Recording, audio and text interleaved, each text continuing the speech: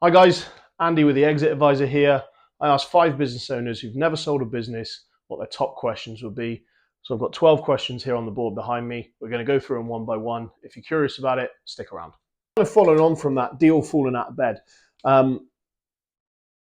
It's no secret, I don't think, that the sale of small businesses in kind of an M&A space has got a poor track record of completion.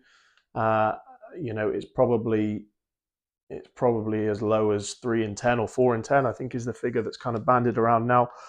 But again, there's ways that you can stop deals from falling out of bed, and it comes right back to the start of the transaction process, making sure that you've got the right buyer, that the buyer has been pre-qualified, that you know that they've got the money, they've got the desire to complete, they're in the right industry.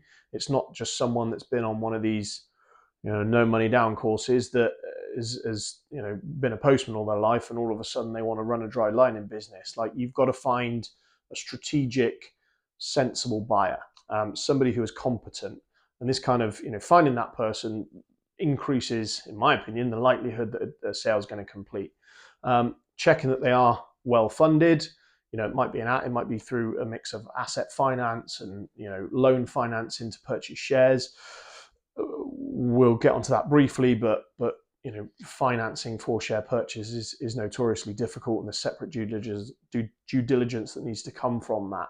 And so if you've got a buyer, and they're you find out very early that they are intent on using loan finance to purchase the shares, then my concern there would be the completion rate for those is quite low, and it's a very expensive process. I'm not saying it doesn't happen, of course it happens, but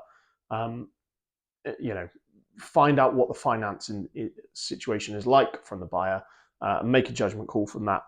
And from there, again, making sure that your lawyer is competent, making sure that their lawyer is competent, making sure that communication happens regularly, that they're talking on a weekly basis.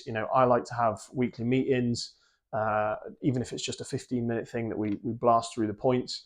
But yeah, it's important that communication is strong, that you find the right person, and that all parties involved are correct. And it's difficult because you can maybe only control 3 or 5 of those things, but do what you can to control that. And the broker will help you, or should be able to help you do that process.